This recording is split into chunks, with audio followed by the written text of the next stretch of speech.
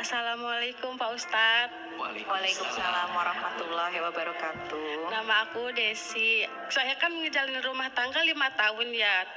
Tapi saya nggak dicerai, tapi saya malah dicerai sama mertua kakak ipar saya. Apa itu sah, Pak Ustadz? Jadi Teteh sudah 5 tahun berumah tangga.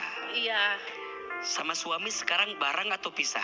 pisah karena pas aku datang ke rumahnya aku minta diserahin ya. Tapi dia nggak mau nemuin aku karena dia masih berat sama aku, masih berat sama Naura.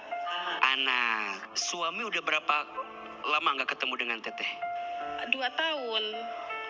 Oke. Tapi dia masih kayak ngasih sekolah si Naura, masih cuman nggak setinggal serumah. Tapi dia kemarin aku mau perbaiki diri, cuman kayaknya hati aku sakit banget omongan orang mertua aku gitu. Jadi nggak terucap cerai dari dia. Enggak, jadi aku mau deket sama yang lain juga, kata Amil enggak sah gitu karena belum ada tawakan dari dianya. Oh, jadi suami nggak bilang cerai? Enggak, sampai sekarang juga enggak. Enggak, tapi malah mertuanya Iya, yang bilang bahwa udah cerai. iya cerai aja gitu. Saya yang nyerain kamu gitu, kataku teh aku maunya si AA yang nyerain gitu. Jadi mertuanya bilang bahwa kamu udah dicerai nih, saya ceraiin kamu sama anak saya nih gitu. Iya gitu. Apakah mertuanya Mbak Desi itu nggak mendukung atau tidak mensupport Iya, atau awalnya nggak suka? katanya kalau orang Sunda itu katanya pengeretan, kataku tak aku sama mama pengeretan apa selama Maksudnya ini. Teh Desi pengeretan sama suami. Iya katanya Pengeretan gitu. itu apa ya? Pengeretan tuh morotin Pak Ustadz. Oh, morotin. Awalnya aku ngontrak ya, terus aku berantem pulang ke mama tuh. Dia nyuruh aku pulang, kata dia, aku pulang tuh. Terus dengar kata anakku mah ayah kayaknya disuruh udahan deh sama mama gitu. Tapi anak aku bilangnya gini, Ma, kalau bisa balik lagi sama ayah gitu. Masya Allah. Teteh masih sayang sama suami. Masih Suami masih cuma sayang. kita beratnya dari orang tua Orang aku, tua. orang tua dia gitu. Baik. Mau bilang apa ke suami kalau boleh suami nonton hari ini? Hah? Tapi dia tahu aku mau masuk TV gitu. Biar dia tahu isi hati aku gitu. Mau cerita sama AA tahu ya? Mau ketemu Ahilman tahu. Jadi dapat izin ya, udah tahu bahwa mau bertanya untuk mendapatkan jawaban. Kalau diperbaiki hubungan dengan mertua bisa nggak Mbak Desi? Aduh, kayaknya udah sakit banget hati aku, Pak Ustadz. Bunda, Mbak Desi, AA sangat merasakan sekali bagaimana kondisi yang dihadapi hari ini. Tapi begini ya, nikah itu kan bukan hanya dengan orangnya, dengan pasangan. Keluarga juga penting. Maka ada satu hal yang harus dipahami oleh orang yang sudah menikah. Apa? Menikah itu menyatukan dua aku jadi satu kita. Itu menikah. Setelah menikah nggak ada bahasa ini ibuku, itu ibumu. Setelah menikah berubah dari aku jadi apa? Kita. Ini ibu kita, itu ibu kita. Jadi kalau di rumah tangga masih bicaranya aku dan kamu, namanya bukan rumah tangga. Namanya rumah makan. Karena rumah tangga harusnya jadi kita. Maka dari awal izin ya, suami yang baik akan membimbing istrinya untuk juga berbakti kepada orang tuanya. Maka nggak ada bahasa ibuku cemburu sama istriku, nggak ada. Nggak akan ada kondisi di mana seorang ibu merasa anaknya diambil sama istrinya, tidak. Dan seorang ibu pun tidak akan merasa bahwa kenapa ya anakku lebih sayang sama istrinya daripada aku, nggak ada. Kenapa? Karena aku jadi seorang ibu begitu dimuliakan oleh istri dari suaminya, dari anakku. Maka dari awal Ahilman berharap kepada semua yang mau menikah harus kenal sama keluarga pasangan kita. Jangan ada bahasa kalau ada kumpul keluarga, udah kamu aja yang datang. Aku mah enggak, udah sakit. Sakit di mana? Tiba-tiba sakit atuh. Kan ini ceritanya nggak mungkin datang tiba-tiba kan? Maka ayo, izin suami Mbak Desi, kalau AA masih sayang sama istri, ayo harus berdiri di depan istri. Yang harus meyakinkan ibumu tuh bukan istrimu, tapi siapa? Ya suami sebagai anaknya. Begitu sebaliknya, kalau hubungan suami dengan orang tua kita nggak baik, kita yang di depan. Agar kemudian dua-duanya ini nggak jadi korban. Dan kalau ditanya, boleh nggak menceraikan istri oleh orang tua? Nggak bisa. Harus sama orangnya, apalagi laki-laki. Sebagaimana engkau gentle datang menikahinya, maka kalaupun mau berpisah, engkau pun gentle untuk berpisah dengan dirinya. Betul? Kasihan Mbak Desi, mau melangkah lagi dengan yang lain, statusnya nggak jelas. Mau bertahan dengan keadaan ini juga berat. Maka jangan sampai menggantungkan seseorang dengan perasaannya, karena itu jauh lebih menyakitkan. Kalau mau lanjut, lanjut. Kalau mau selesai, selesai. Tidak usah khawatir dengan apa yang terjadi, karena Allah pasti menyiapkan kebaikan. Salam buat suami.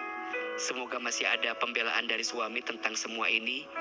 Dan memang betul yang menjalani adalah kita, tapi bagaimanapun orang tua juga kita butuh doa dan restunya. Semoga setelah ini bisa balik lagi. Setelah itu berjalan lagi dengan suami, perbaiki hubungan dengan mertua, baik orang tua kita ataupun orang tua pasangan kita. Dan ingat ya, tidak ada perbandingan antara istri dengan ibu, karena dua-duanya adalah pintu keberkahan. Sampai kapanpun anak laki-laki itu milik ibunya, tapi ibu yang baik akan mengajarkan anak laki-lakinya untuk menyayangi istrinya. Jelas? Semoga Allah berikan jalan keluar terbaik.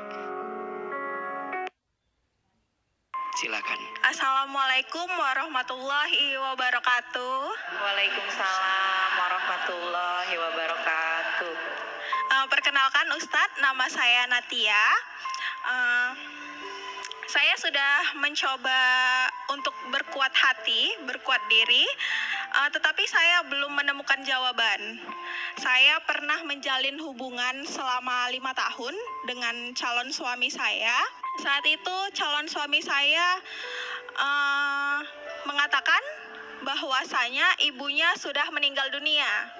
Lalu kami memutuskan untuk menikah karena dia merupakan seorang anak tunggal dan dia selama ini hanya tinggal bersama ibunya. Jadi kami melangsungkan lamaran di 1 bulan setelah pernyataan beliau itu.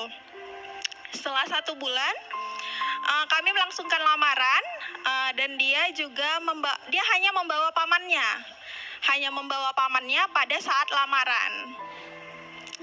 Semua berjalan dengan baik, semua lancar, alhamdulillah di lamaran kami itu. Tetapi banyak sekali halangan-halangan untuk menikah, banyak sekali rintangan-rintangan yang saya hadapi untuk menikah. Saya melakukan sholat istiqoroh. Setelah itu saya menemukan jawaban dari sholat istiqoroh itu tadi. Dan jawabannya cukup mengejutkan untuk saya, bahwasanya ibu dari calon saya ini masih hidup. Lalu paman yang dia bawa saat lamaran ini, dia sewa.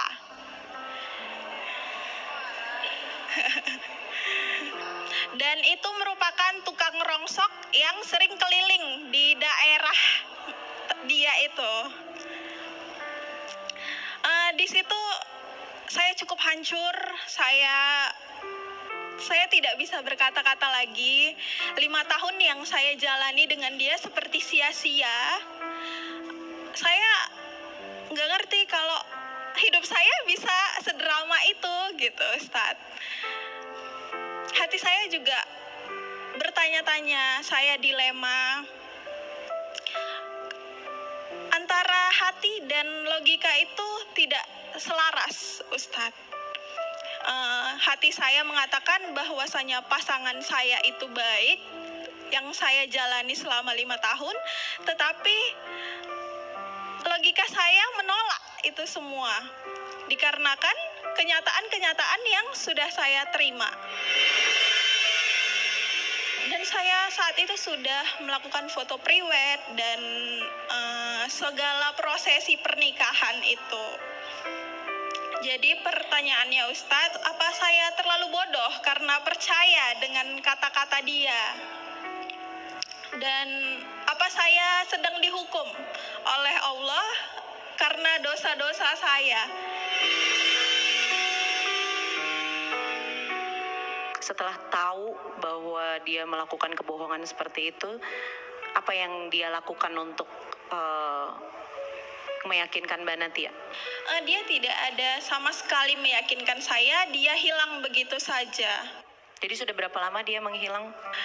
Sudah 3 tahun, tetapi di tahun ini dia menjadikan saya sebagai kontak-kontak hutangnya puluhan juta. Menjadikan jaminan untuk Nomor saya itu Diberikan kepada si penjamin hutangnya itu, untuk penjamin hutangnya. Yang saya ketahui dari informasi tersebut sekitar 50 juta, Ustadz. 50 juta? Iya. Jumlah yang sangat luar biasa. Kalau aku boleh bertanya sebagai sesama wanita, apa yang Mbak Natia rasakan sekarang terhadap laki-laki ini? Untuk perasaan saya untuk 1 tahun pertama itu dilema, tetapi untuk saat ini banyak pertanyaan di kepala saya, kenapa saya diperlakukan seperti itu. Bunda, Mbak Natia, Hilman sangat merasakan bagaimana perasaan Mbak Natia. Tentu tidak mudah, tapi harus kita pahami ya, bedanya ujian di sekolah dengan ujian dalam hidup itu. Kalau di sekolah dikasih pelajaran dulu, baru kemudian ujian. Kalau dalam hidup dikasih ujian dulu, baru kemudian pelajaran. Untuk apa ujian itu dihadirkan? Tidak lain dan tidak bukan untuk naik kelas. Mbak Natia, jangan pernah menghukumi hati atas musibah yang terjadi dikarenakan dosa yang pernah kita lakukan. Iya, mungkin ada dosa kita, tapi jangan sampai menutup hati bahwa Allah benci sama saya, Allah mengazab saya, Allah menghukum saya. Percayalah, Rahman Rahimnya Allah lebih luas daripada kerasnya Allah menghukum kita. Bunda sayang, kalau Bunda perhatikan, 80% dari Asmaul Husnanya Allah itu isinya mengarah kepada Rahman Rahimnya Allah. Allah yang maha lembut, Allah yang maha pemaaf, Allah yang maha penerima taubat, Allah maha pengampun, Allah maha pemberi rezeki, Allah yang maha menjaga. 80%-nya Asmaul Husna itu bicara tentang Rahman Rahimnya Allah, sayangnya Allah, cintanya Allah. Dan hanya 20% yang isinya tentang teguran Allah kepada hambanya. Apa pesan yang mau saya sampaikan? Seberat apapun ujian yang menimpa kita, jangan sampai kita menyimpulkan Allah jahat sama kita. Jangan sampai menyimpulkan Allah nggak ngerti kita. Jangan sampai menyimpulkan Allah nggak peka dengan perasaan kita. Jangan. Allah sedang memelukmu.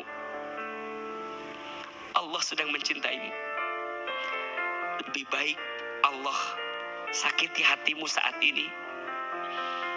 Dan Allah bukan sedang menghancurkanmu. Allah sedang menguatkan hatimu agar engkau nanti bertemu dengan orang yang lebih baik daripada dia yang pergi meninggalkanmu. Setuju? Kalau awalnya berbohong, gimana nanti? Mbak Natia, percayalah, Allah tidak mungkin meletakkan cerita ini dalam hidupmu kecuali Allah sedang menguatkan hatimu. Kadang Allah mematahkan hatimu bukan untuk menghancurkanmu, tapi percayalah, di balik patahan itu justru Allah menitipkan cahaya dalam hidupmu. Setuju? Mbak Natia, bersyukur ya disakiti sama orang yang begitu. Dan jangan sampai meneteskan air mata hanya menangisi orang yang pernah membohongimu. Jangan. Terlalu berarti air mata ini untuk dikeluarkan hanya menangisi orang yang pernah menyakiti. Datangi Allah. Sayangi hatimu dengan melangkah lagi dalam kebaikan ke depan.